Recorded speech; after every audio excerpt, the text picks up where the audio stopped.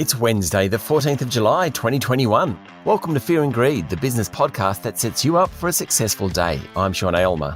The federal and New South Wales governments outline big spending packages to help businesses and residents as the COVID-19 outbreak spreads beyond Sydney. That's our main story. Also coming up in today's podcast, business confidence takes a tumble in the states hit by the coronavirus, why the much-hyped dividend splash by banks in the coming months might not happen, and the world is going nuts about almonds. Then stay listening for a chat to Alan Oster, Chief Economist of National Australia Bank, about the economic outlook. But first, here's a brief look at markets. Wall Street fell overnight from record levels after figures showed that prices paid by US consumers during June jumped by their most since 2008. Every time there's information that suggests prices are higher, the market wobbles, fearing a move to higher interest rates. In early afternoon trading, the S&P 500 and Dow Jones Industrial Average were both down 0.2%, and the tech-heavy Nasdaq was off 0.1%. European markets were generally flat, albeit near record levels. The momentum across Europe has dissipated somewhat on the back of the rising cases of COVID-19. The local share market finished almost unchanged at 7,332 points yesterday, having jumped 0.7% in early trading, only to fall back later in the day. It was another lacklustre day from the big banks, more of that in a moment. It was a mixed day for the miners. Fortescue Metals was up more than 2%, while BHP was off 0.7%. Oil prices jumped nearly 2% overnight, with Brent crude fetching around $76.5 a barrel. Gold prices were up a touch, and the Aussie dollar is trading at 74.5 US cents. The Commonwealth and New South Wales governments have announced a major support program for Sydney businesses and residents, estimated to be worth $5 billion, which will become national in the event of other states going into a prolonged lockdown.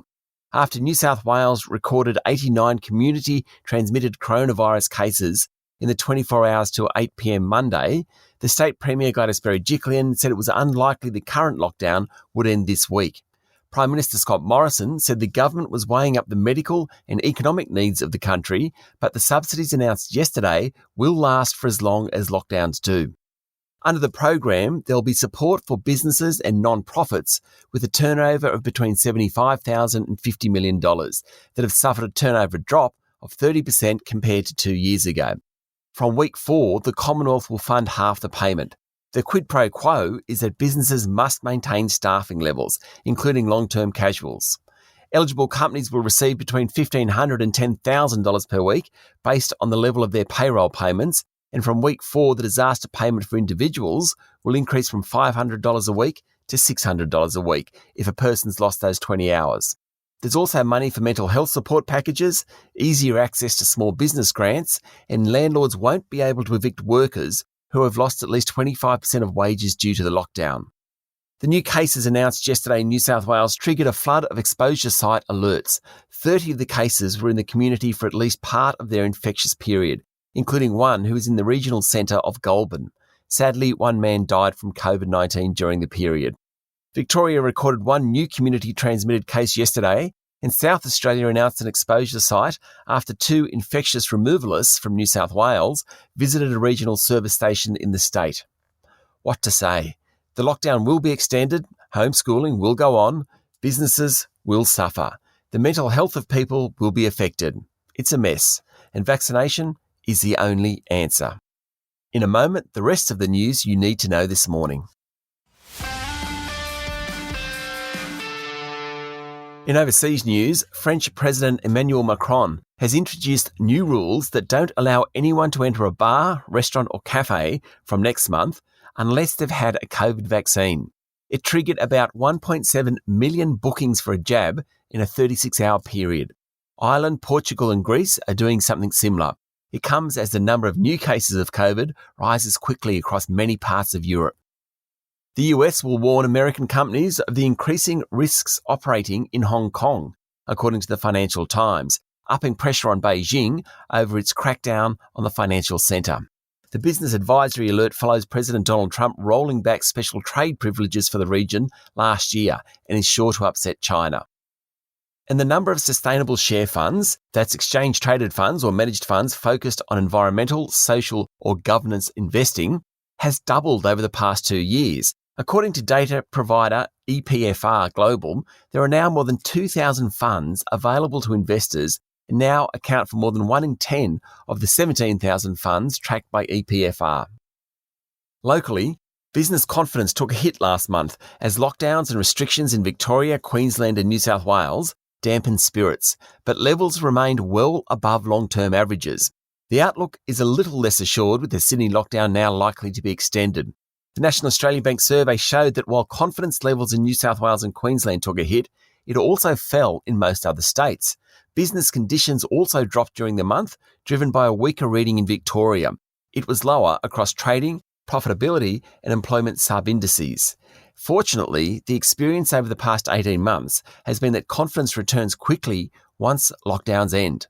Immediately after the podcast, stay with me for my chat to NAB Chief Economist Alan Oster about business confidence and the outlook for the economy.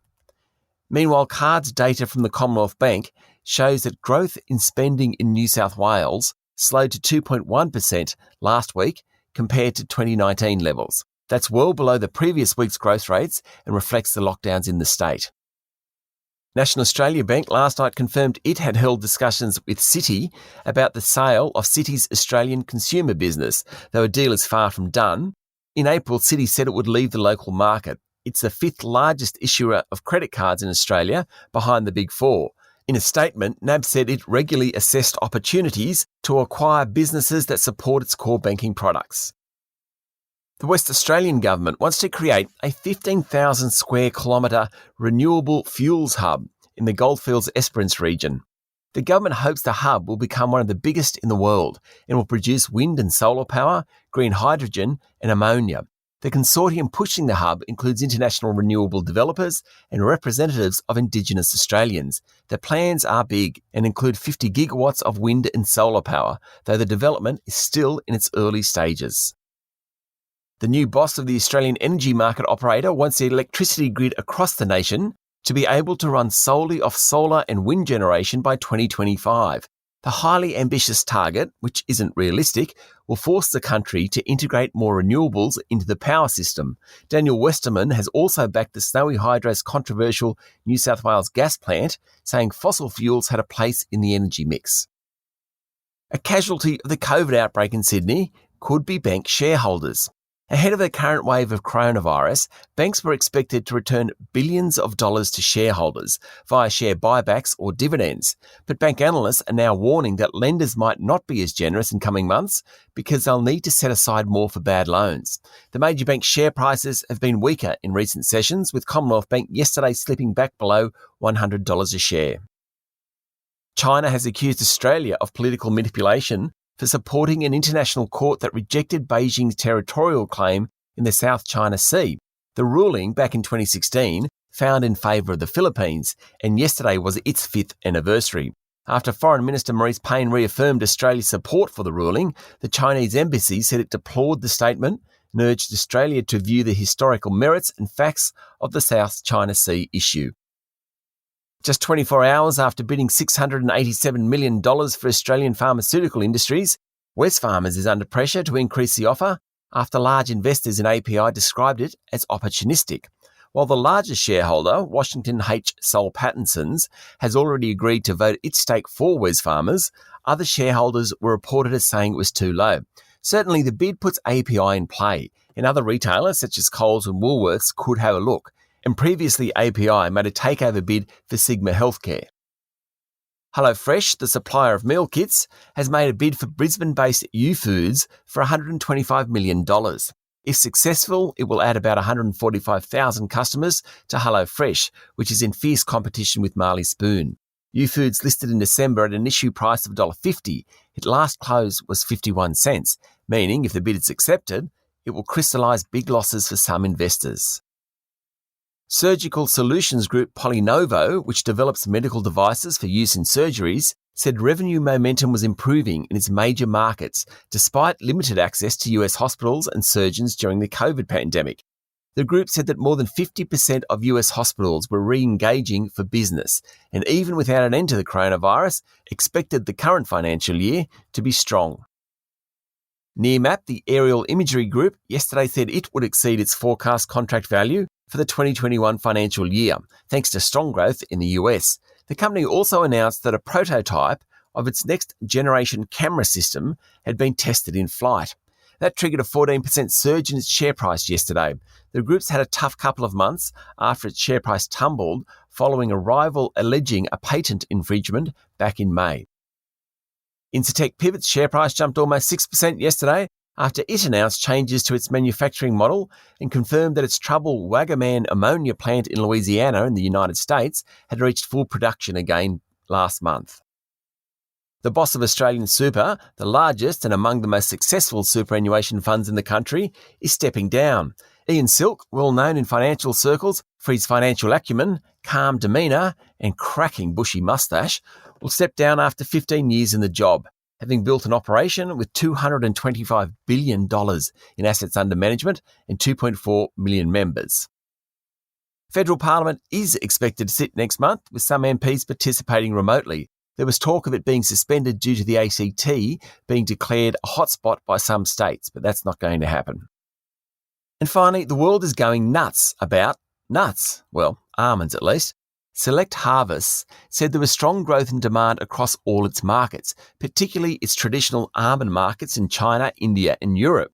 Select expected to ship around 3.2 billion pounds of almonds, 3.2 billion pounds of almonds in the year to the end of July, 23% more than a year earlier. Almonds are among the most nutritious foods known and a great source of vitamin E, protein, fibre and monounsaturated fats, and they're good for your heart.